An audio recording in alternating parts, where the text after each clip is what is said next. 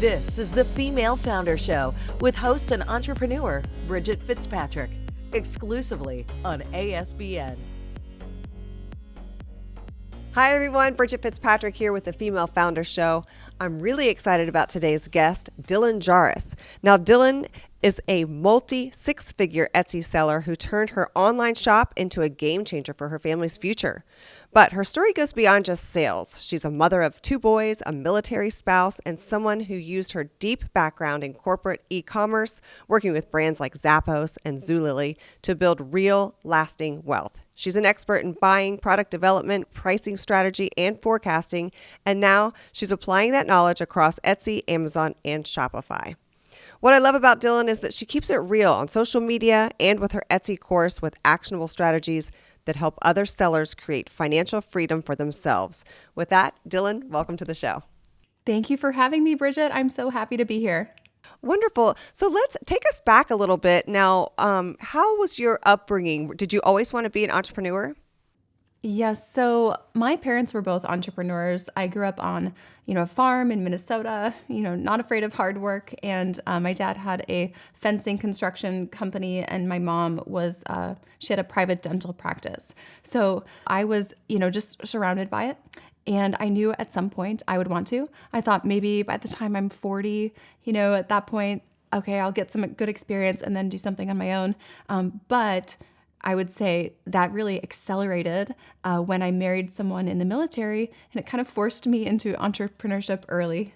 Oh, well, thank your husband for his service for us. We appreciate him very much. Yes. Thank you. I will. So then you had, you worked in the corporate world, working for big corporations like Zappos and Zulily. Talk to us about some of the things you took from those companies into your entrepreneurship world. Yes. So I learned so much specifically from Zappos about the customer experience, the customer journey. Delivering Happiness was Tony Hsieh's book. He was the CEO. And I learned so much about really the lifetime value of the customer and what that meant in e-commerce, but also in like a service-based business, like what I do now. So that, I will always take with me. And then moved up to Seattle and worked for Zulily, which is a flash sale model, totally different. I would say very unstable business in comparison to Zappos. They ended up going through, bankruptcy later. But I learned a lot about the other side of customer service, which honestly, it was a little bit polar opposite to Zappos. And I saw just the leverage that you have in business relationships when you really are looking out for each other. It gives you, I would say, more stability long term. That's good. It probably made you more well-rounded going into entrepreneurship to learn both sides of it the way you did at those corporations. Yeah, having a really great experience and, exemplifying those attributes as a company, and then kind of the opposite. I saw both sides and I saw the results of both sides. And then transitioning from going from corporate to your own. Talk to us about that transition. How was that for you? Yes. So it was totally by accident. And I was 25 when I met my husband. And we've been married almost 9 years now, but he is in the military. He's on a submarine, and I knew nothing about this life. I thought, oh, this is so mysterious and cool. But he found me actually through my blog. We were up in Seattle, and I was a blogger, and he's like, oh, I realized you lived in Seattle, just across the water. So he invited me to a submarine officers ball. Blindly emailed me. And Aww. Yeah, it was quite the story. Yeah. But basically within that year, we ended up getting engaged, moving to San Diego, and there's really not a lot of e-commerce here.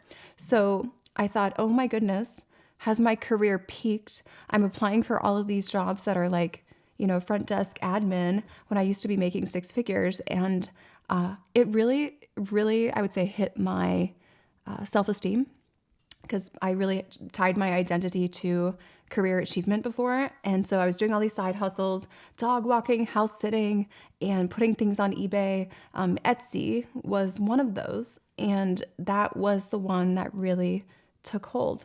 Now, what was your first? What did you sell on Etsy? What was the beginning like?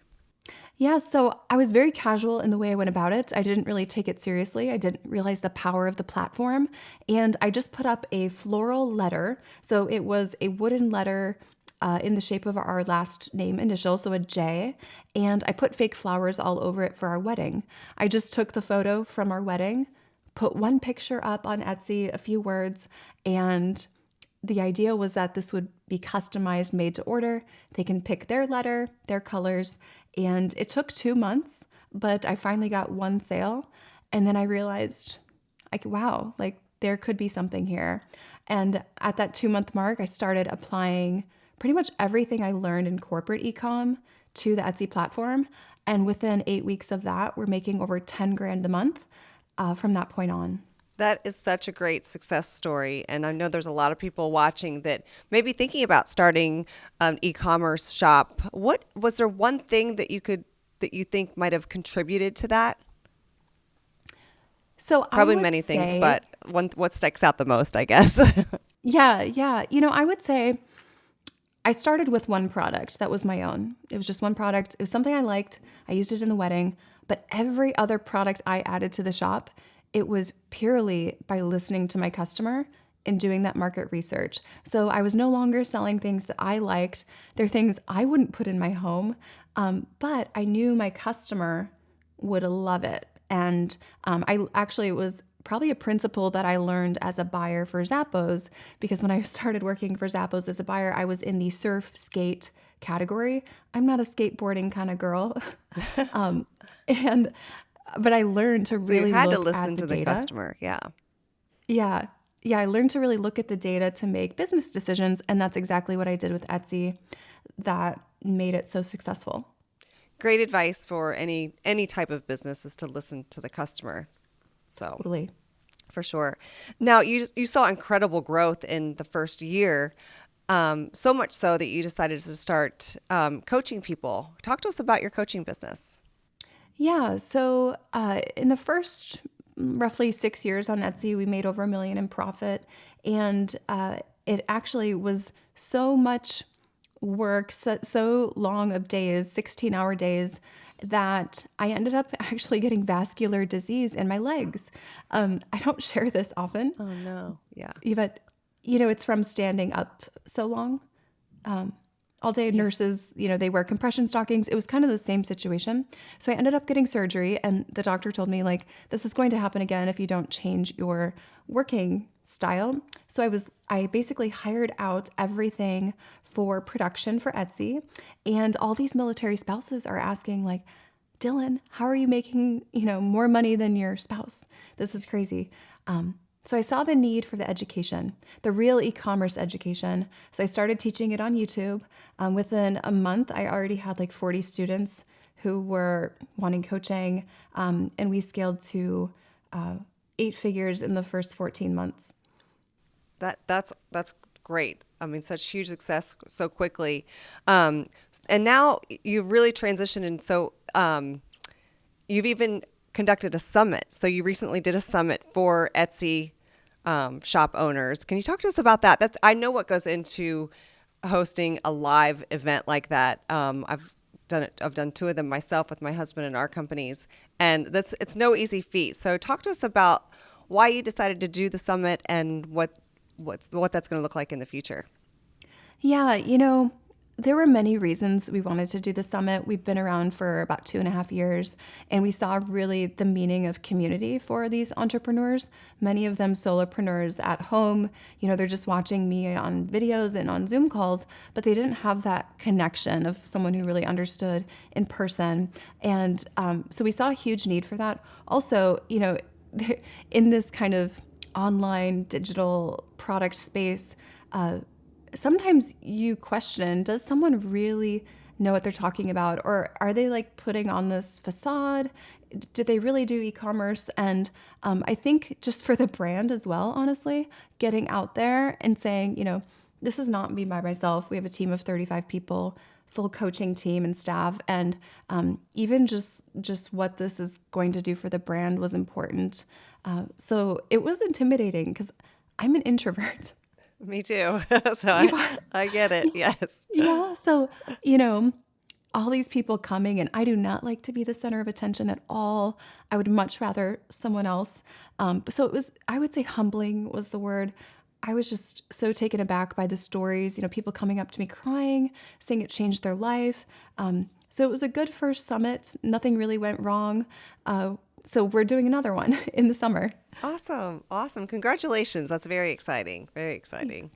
Thank you. So you do so much. You've got over 30 employees. You're a mother, wife, hosting, working all the time. Talk to us about, and the work-life balance. Sometimes people hate that, but it is a thing. So I hate those words anyway, but it is a real thing. Talk to us about how you manage all of that and stay motivated and positive. Yes. So one thing that I'm really big on is always looking ahead, and I do not dwell on things that go wrong. I have to be very resilient. I think that comes from maybe a difficult childhood, as well as, looking ahead, what's in your wheelhouse of controllables, and how can you improve the situation? How can you make an impact? So always looking ahead keeps me really positive. Even when things are going wrong, I think, okay, what can I do though? And then, balance, kind of like what you were alluding to.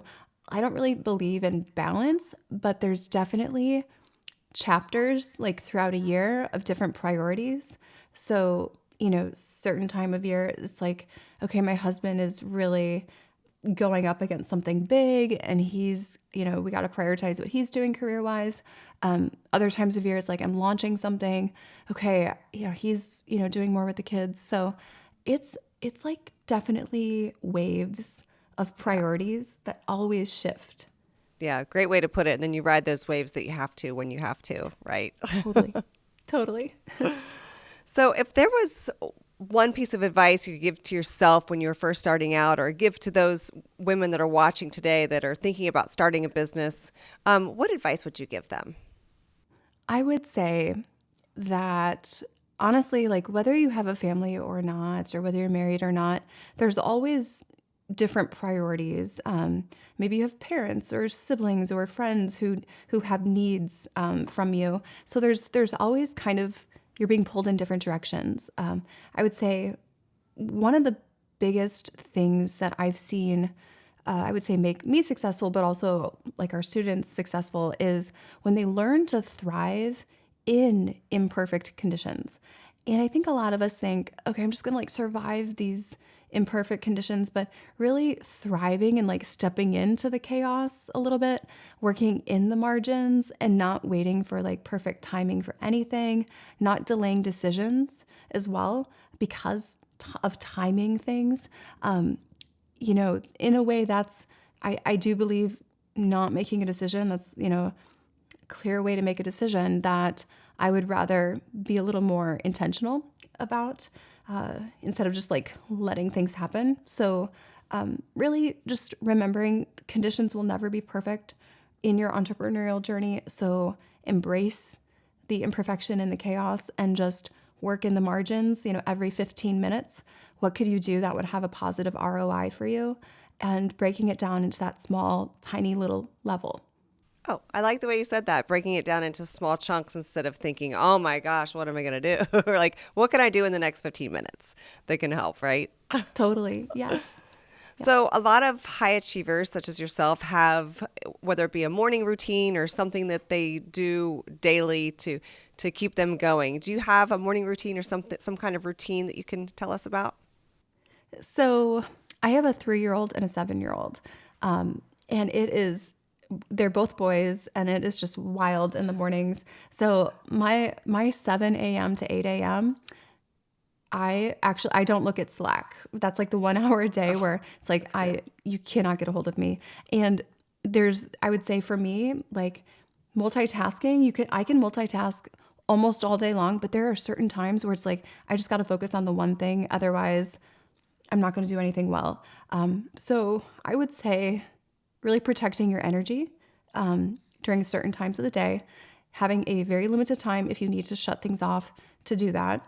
And my very first thing I do when I wake up at 6 a.m. is I look at Slack and put out the fires.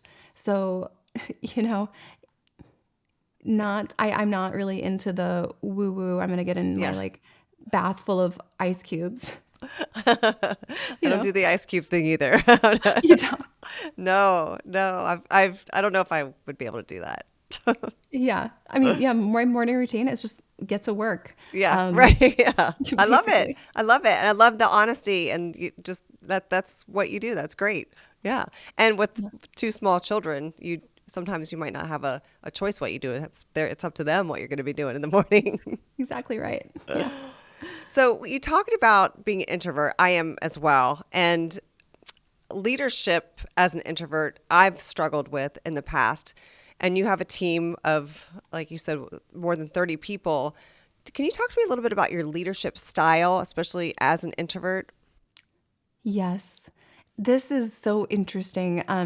I found when I have 5 people, okay, it's like I do well with 5 teammates in the group. I can, pay attention and really put energy into all that. But once we got over maybe 15, I was just like, wow, now all I do, it's like people management. And this is exhausting. This is draining all of my energy. And it's dynamics of between people and relationship management within the team versus thinking expansively, how can I grow and what's the vision for the company to really lead them. So what I've found works really well. I actually was inspired by Tony Hsieh at Zappos. He was very quiet as a CEO, very, very quiet, soft-spoken, not the loudest person in the room. And he built this huge company. So I realized I don't have to be the loudest person here. So I started hiring people who are actually extroverts.